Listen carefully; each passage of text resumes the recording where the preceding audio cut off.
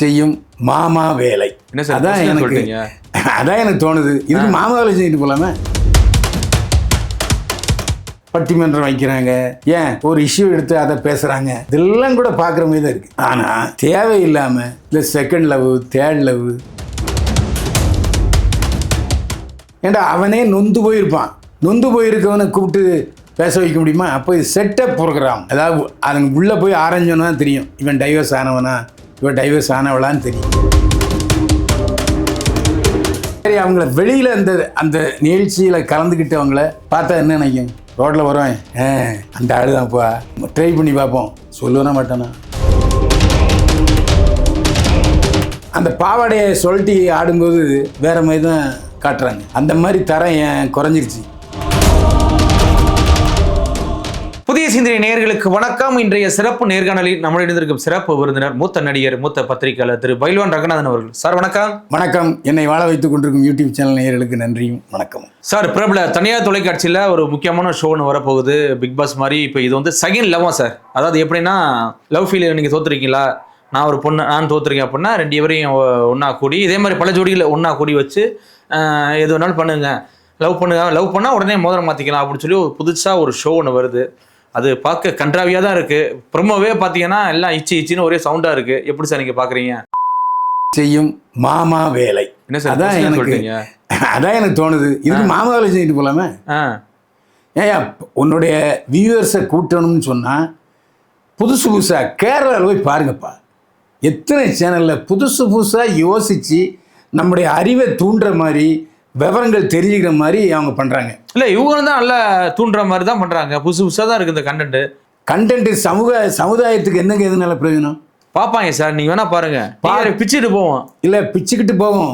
ஆனால் அதே சமயத்தில் டிவியோட ஸ்டாண்டர்ட்னு ஒன்று இருக்குல்ல, ஸ்டாண்டர்டா சார்? ஆரம்பத்தில் அர்த்தம் இருந்துச்சுங்க. ஆமாம், ஒரு 3 சீசன் வந்து நல்லா இருந்துச்சு. கமலஹாசன் பிரமாதமாக தான் கொண்டு போனார். அதுக்கப்புறம் தான் லோக்கல் அடிச்சடையிலலாம் கொண்டு சேர்ந்து இந்த தெருக்கூட்டுருவா, அப்புறம் கானா பாட்டு, அப்புறம் இந்த தெருக்கூத்தில் நாலாவது கல்யாணம் பண்ணவெல்லாம் கூப்பிட்டு கொண்டு வச்சு இது பண்ணது தான் அதோடைய மரியாதை போச்சு. இப்போ பாருங்கள், பிக் பாஸ் பற்றி யாருமே பேசவே இல்லை. ஆமாம், சொல்லி வச்ச மாதிரி பிக் பாஸில் ஜெயிச்சவனும் எவனும் ஷைன் ஆகலை. அந்த மாதிரி ஆரம்பத்தில் நீங்கள் சொன்ன மாதிரி ஜெயிச்சாலாம் கவின்லாம் ஹீரோ ஆயிருக்காரு. அவரும் இன்னும் ஒரு ஸ்டாண்டர்டுக்கு வரல. ஒரு படம் பொத்தா ஜெயிச்சுன்னா 3 படம் தோற்றுருது. அப்படி தான் போயிட்டுருக்கு. நல்ல திறமைசாலியான நடிகர் தான். அவங்க நேரம் சரியான கதையை தேர்ந்தெடுக்கல, தப்பான கதையை தேர்ந்தெடுத்தால் அப்படி தான் ஆகும். இப்போது இன்றைக்கி இந்த இதை வந்து ஒரு குழந்தை குட்டிகளோட இந்த விஜய் டிவி ப்ரோக்ராமு, இந்த மாமா ப்ரோக்ராமு பார்க்க முடியுமா? சரி, மகளோட இல்லை மகனோட இதை பார்க்க முடியுமா? முடியாது. அதாவது ஆரம்ப காலத்தில் பார்த்தீங்கன்னா இந்த ஒன்று வரும். அதாவது கடைகளில் கீழே மறைச்சி தான் விற்பான். சார் இந்தாப்பான்னு காசை வாங்கிட்டு போயிடுவாங்க. அதாவது அப்போ வந்து இந்த ப்ளூ ஃபிலிம்லாம் கிடையாது. அந்த டைமில் அது ஓஹோன்னு விற்பனையாச்சு.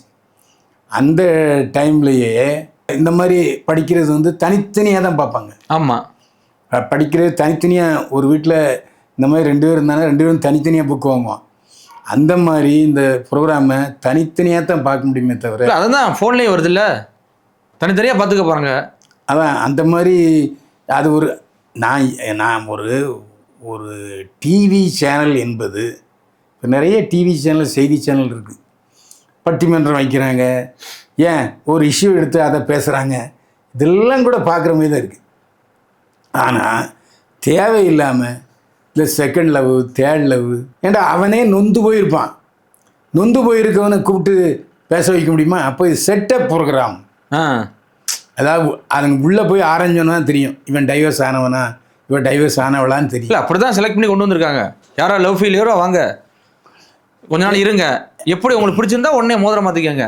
இல்லைங்க, அதாவது டிவர்ஸுங்கிறதே ஒருவர் புரிஞ்சிக்காமல் ஏற்படுறது தான். அப்படிப்பட்ட சூழ்நிலை இவங்க ஒரு ப்ரோக்ராமில் கலந்து பேசினோடனே புரிஞ்சிருவாங்களா, தெரிஞ்சிருவாங்களா, அறிஞ்சு அதற்கான சந்தர்ப்பம் கிடைக்குது இல்லை சார்? ஏங்க அந்த சந்தர்ப்பம் வந்து நிரந்தரமாகாதுங்க. அந்த மனசு ஒப்பல்ங்கிறது நிரந்தரமாக இருக்காது. இது வந்து அவங்க சேர்ந்தாலும் அந்த சமயத்தில் சேர்ந்துருப்பாங்க, அதுக்கப்புறம் வெளியில வந்து பிரிஞ்சிருவாங்க. பிரிஞ்சிருவாங்க. அவங்களுக்கு அந்த அளவுக்கு மெச்சூரிட்டி. ரொம்ப சோசியலா போறாங்களா சார்? எப்படி பிரியுவாங்க? உள்ள போனா கட்டி பிடிச்சி சரி, அவங்கள வெளியில அந்த அந்த நிகழ்ச்சியில கலந்துக்கிட்டவங்கள பார்த்தா என்ன நினைக்கும்? ரோட்டில் வருவேன், அந்த ஆள் தான்ப்பா, ட்ரை பண்ணி பார்ப்போம், சொல்லுவேனா மாட்டானா? இல்லை பக்கத்து வீட்டுக்காரி என்ன சொல்லுவா, அந்த பொருளை அந்த நிகழ்ச்சியில் அவதான் பேசினா, எப்படி பேசினா தெரியுமா? நீங்கள் தான் பேசினோட பரவாயில்ல சார், ஆக்ஷன்ல இறங்கியிருக்காங்க. ஏதோ பாத்ரூம்லலாம் நான் பாத்ரூம்லலாம் செஞ்சுருக்கேன், பாத்ரூம்லாம் நான் வந்து இன்மை அனுபவிச்சிருக்கேன்லாம் பேசினா அது என்ன? ஒரு வடநாட்டு சேனலில் சொல்லியிருக்காங்க. அதாவது அது வந்து இயல்பு தான். அதாவது மோகம் ஆசை 60 நாள், மோகம் 30 நாள்னு சொல்லுவாங்க இல்லையா?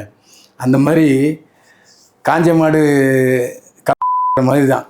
முதல்ல கல்யாணம் ஆன புதுசில் எல்லோரும் அப்படி தான் இருப்பாங்க. வேலையை வெட்டி கூட போக மாட்டான், சீக்கிரமாகவே வந்துடுவான் வீட்டுக்கு, அப்படி தான் இருப்பாங்க. போக போக இந்த பாலும் புளிக்கும்னு ஆயிரும்ல. அதனால தான் இதெல்லாம் வந்து நிரந்தரம் ஆகாது. மனசு எப்படி சேருதுங்கிறதுக்குள்ள அது வேற டைப்பு, வேற அணுகுமுறை, வேற பாதை. இந்த மாதிரி இல்லை. இப்போது டைவர்ஸுக்கான முழுமையான காரணம் அவங்களுக்கு தெரியுமா? டைவர்ஸுக்கான முழுமையான காரணம் தெரியாமத்தான் அவங்க டைவர்ஸ் பண்ணியிருக்காங்க. நிறைய பேர் டைவர்ஸ் பண்ணதுக்கப்புறம் யோசிக்கிறாங்க, யோசிச்சு நம்ம பண்ண தப்போ அப்படி இருக்கும்போது.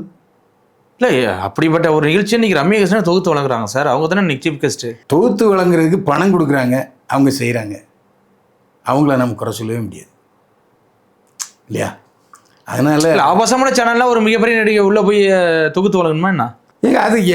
அது அந்த நிகழ்ச்சி ஆபாசமானதா இல்லையாங்கிறது அந்த ரொம்ப மோசமாக இருக்குது சார். நீங்கள் அதை பார்த்தீங்கன்னா அந்த ஆபாசமான விஷயத்தையும் பணம் தர்றாங்க, நான் செய்கிறேன், ஷூட்டிங் இல்லை நான் இதில் போகிறேன் அப்படின்னு சொல்லும்போது என்ன செய்ய முடியும்? இல்லை, ஒருவேளை சின்ன திரைக்கு ஒரு சென்சார் போர்டு வேணுமா எப்படி சார்? கண்டிப்பாக.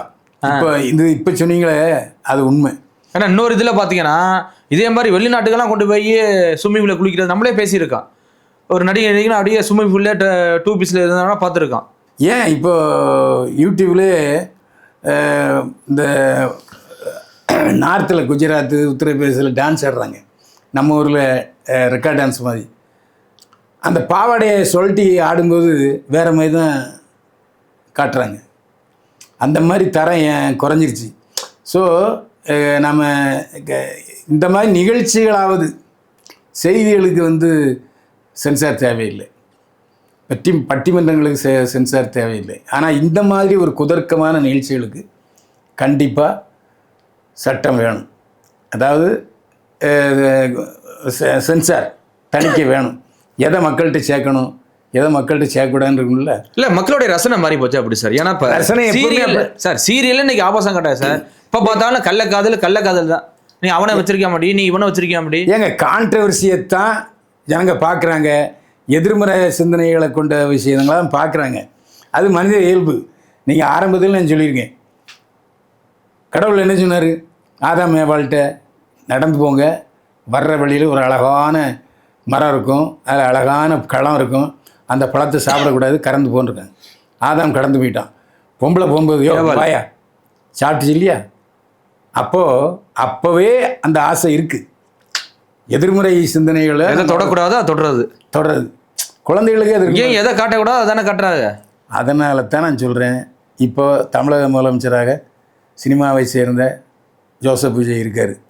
அவராவது குறைஞ்சபட்சம் இந்த சேனலில் வர்ற விஷயங்களை அதாவது சென்சார் பண்ணுவதற்கோ இல்லாட்டி அதை சம்மந்தப்பட்டவங்களுக்கு சொல்கிறதுக்கோ இந்த மாதிரி நடத்தாதீங்க, நடத்தினா நாங்கள் வந்து சமுதாய சீர்கேடுன்னு சொல்கிறதுக்கான நடவடிக்கை எடுக்கணுங்கிறது தான் நம்முடைய கோரிக்கை. ஏன்னா இது ஏற்கனவே இப்போ பிக் பாஸுக்கு பல மகளிர் அமைப்புகள்லாம் போராட்டம் பண்ணாங்க. இப்போ இதெல்லாம் பார்த்தா ரொம்ப மோசமாக இருக்குது சார். எனக்கு தெரிஞ்ச ஒரு சேனல், டிவி சேனல் தான் சைதாப்பேட்டையில் இருந்துச்சு, இந்த ரயில்வே பார்டர் ரோடில். இந்த மாதிரி ஒரு 4 பேர் இந்த மாதிரி ஒரு நிகழ்ச்சி நடத்துனாங்க. கல்லை விட்டு ஒரு 10 பேர் சேர்ந்து உடைச்சாங்க, அதோட நிறுத்திட்டாங்க. அதாவது அடி உதவுற மாதிரி அண்ணன் தம்பி உதவ மாட்டாங்கிற மாதிரி டிவினால இந்த மகளிர் அமைப்புகள் என்ன செய்யுது? எதுக்கோ ஆர்ப்பாட்டம் பண்ணுறாங்க. இந்த மகளிர் அமைப்புகள் இந்த மாதிரி போராட்டம் ஆரம்பித்தாங்கன்னா நிறுத்திடுவாங்க. ஏன்னா அவங்களுடைய ஆஃபீஸை அவங்க பாதுகாத்துக்கணும்ல. அந்த மாதிரி கவர்மெண்ட்லேயும் நடவடிக்கை எடுக்கணும், மகளிர் அமைப்புகளும் இந்த மாதிரி நிகழ்ச்சிகளை புறந்தள்ளுங்கன்னு சொல்லி அவங்கள்ட்ட கோரிக்கை மனு கொடுக்கணும். கேட்கலன்னா போராட்டம் பண்ணணும். அப்போ தான் அவங்க திருந்துவாங்க, இல்லை திருந்த மாட்டாங்க. கண்டிப்பாக சார். 17 இந்த நிகழ்ச்சி ஸ்டார்ட் ஆக போகுது. நிகழ்ச்சி தயவு செய்து பார்க்காதீங்க அப்படின்னு சொன்னா சார் முதல்ல பார்ப்பாங்க. அப்படி என்ன சொல்லிட்டாரு திரு பைலோன் அவர்கள் சொல்லிட்டு பார்ப்பாங்க. நம்மளால ரசனையே வேற சார். இல்லை, நான் என்னுடைய ரசிகர்களை அந்த மாதிரி சொல்ல மாட்டேன். ஏன்னா நேயர்களை நாம் எப்பவுமே குறை சொல்லக்கூடாது. தயவு செஞ்சு பார்த்து தொலைகிறதுன்னா தனியாக பார்த்து தொலைங்கய்யா, அவ்வளோதான், வேறு என்ன சொல்ல முடியும். அவ்வளோதான் அட்வைஸ் பண்ண முடியும். ஆமாம், குடும்பத்தோடு உட்காந்துறாதீங்க, அப்புறம் குடும்பத்திலே உங்களுக்கு குழப்பம் வரும். கண்டிப்பாக சார். தொடர்ச்சியாக சந்திப்போம். மிக்க நன்றி சார். மீண்டும் சந்திப்போம். வாழ்க வளமுடன்.